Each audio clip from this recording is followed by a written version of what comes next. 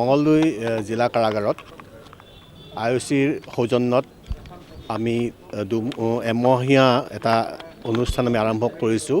সেইটো হ'ল কেৰাম আৰু চেছৰ প্ৰশিক্ষণ কাৰ্য। ইয়াৰ বাবে বাহিৰৰ পৰা আমি কোচ মাতি অনা হৈছে, আমন্ত্ৰণ কৰা হৈছে। তেখেতসকলে আমাৰ কাৰাবন্দীসকলক এমাহৰ বাবে শিকাব।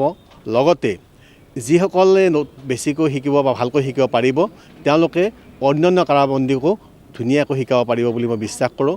ইয়াৰ দ্বাৰা সমাজত এটা ডাঙৰ প্ৰভাৱ পৰিব। এইকাৰণে যে যিসকল অপৰাধী বুলি কাৰাগাৰৰ ভিতৰলৈ পঠিয়াই দিয়া হয় তেওঁলোকে যদি খেলৰ মাজেদি মনৰ পৰিৱৰ্তন কৰিবলৈ সক্ষম হয় তেনেহ'লে সেইটো আমাৰ সমাজখনৰ বাবে এটা ইতিবাচক প্ৰভাৱ পৰিব বুলি মই গভীৰভাৱে বিশ্বাস কৰোঁ।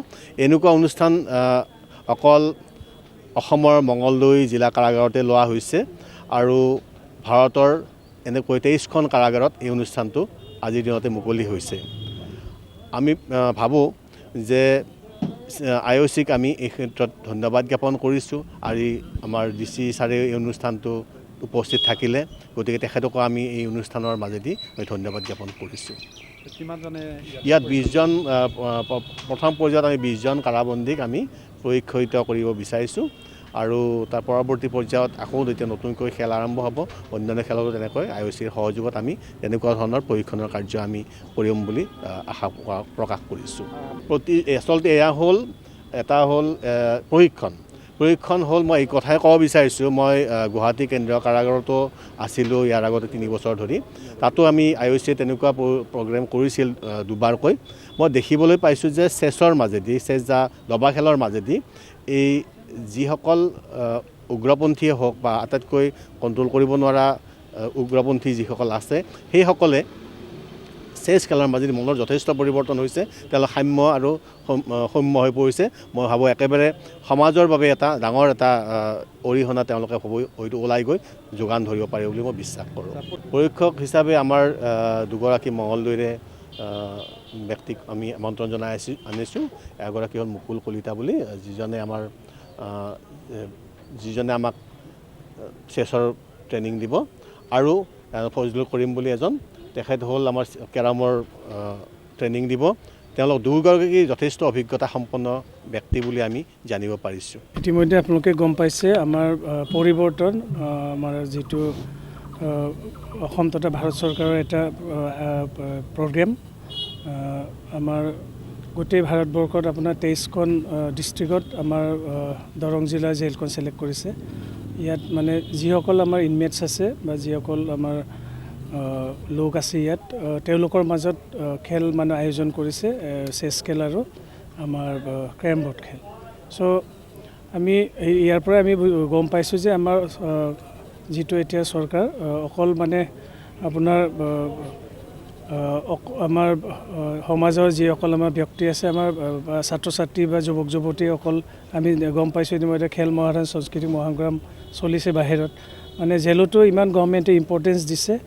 জেলৰ যিসকল ইনমেটছ আছে তেওঁলোককো মানে যাতে তেওঁলোকৰ মনবোৰ ঠিকেই থাকে, বিভিন্ন ধৰণৰ মানে চেছ খেলে হওক বা আপোনাৰ কেৰম বোৰ্ডেই হওক, আৰু আমি বিভিন্ন স্কিমবোৰো আমি ইয়াত তেওঁলোকৰ ইনমেটছৰ মাজত আমি প্ৰশিক্ষণ দিওঁ। যোৱাবাৰো আমি ফিচাৰীৰ ওপৰত প্ৰশিক্ষণ দিছোঁ যে ফিচাৰী কেনেকুৱা মানে নিশ্চয় ইয়াত যিসকল লোক আছে তেওঁলোকৰ ফিচাৰিছো আছে বা বিভিন্ন ধৰণৰ আমাৰ স্কিম আছে, অকল ফিচাৰী বুলি নহয়। আজি মই তেওঁলোকক সজাগতা এৱাৰনেছ কেম্প কৰা টাইপো হৈছে। সজাগ কৰিছোঁ যে আমাৰ যিটো PM বিশ্বকৰ্মাৰ যিটো আমাৰ স্কিম আছে, ৰাইট ফ্ৰম মানে আপোনাৰ প্লাম্বাৰে হওক বা আজি মুচিয়েই হওক বা আপোনাৰ আজি কাৰ্পেণ্টাৰে হওক, ৰাজমিস্ত্ৰীয়ে হওক, যিখিনি আমাৰ মানে PM বিশ্বকৰ্মাৰ আণ্ডাৰত স্কিমবোৰ চলি আছে, ইয়াত আমি CSR এক্টিভিটিছৰ থ্ৰুদি যিটো আমাৰ কমিউনিটি ছ'চিয়েল ৰেছপনচিবিলিটি আমি কিছু তেনেকুৱা ইণ্ডিয়ান অইল কৰ্পৰেশ্যনেই হওক বা অইল ইণ্ডিয়াই হওক তেওঁলোকৰ পৰা আমি কিছু ফাণ্ড পাওঁ। এই ফাণ্ডেদি আমি আয়োজন কৰোঁ তেনেকুৱা এক্টিভিটিছবোৰ। আজি আমাৰ জেনেৰেল মেনেজাৰ 2জন আহিছে ইণ্ডিয়ান অইল কৰ্পৰেশ্যনৰ। তেখেতসকলে এইখিনি CSR এক্টিভিটিছৰ থ্ৰুদি ফাণ্ড কৰোঁ, মানে তেওঁলোকক আমাক অলপ কিছু বৰঙণি দিছে যাতে আমি এই খেলখন মানে ইয়াত আয়োজিত কৰিব পাৰোঁ। আমাৰ মেইন উদ্দেশ্যটো হ'ল আমাৰ যিসকল জেলত আমাৰ কয়দী হিচাপে আছে বা ইনমেটছ আছে তেওঁলোকৰ যাতে ইয়াতে তেওঁলোকৰ মনবোৰ ঠিকেই থাকে, খেল খেলিলে আপোনালোকে জানে আমাৰ মনবোৰ ভাল হৈ থাকে, বেয়া চিন্তা কৰা নাযায়। ঠিক তেনেদৰে আমি বিভিন্ন ধৰণৰ স্কিমৰ এতিয়া অলৰেডি আমি ইতিমধ্যে আৰম্ভ কৰিছোঁ। ফিচাৰী ডিপাৰ্টমেণ্টৰ পৰা দিলোঁ, আমি আপোনাৰ DIC ডিষ্ট্ৰিক্ট ইণ্ডাষ্ট্ৰিৰ পৰা আমি দিবলৈ আৰম্ভ কৰিম।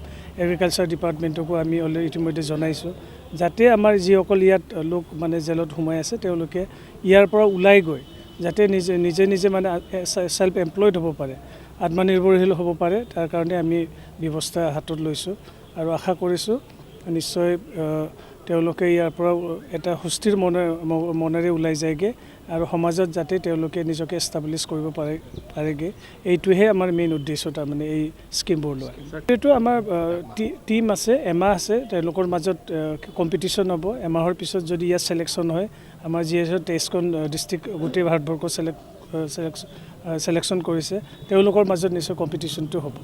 নাই, অসমৰ অকল আমাৰ দৰং জিলা ছিলেক্ট কৰিছে।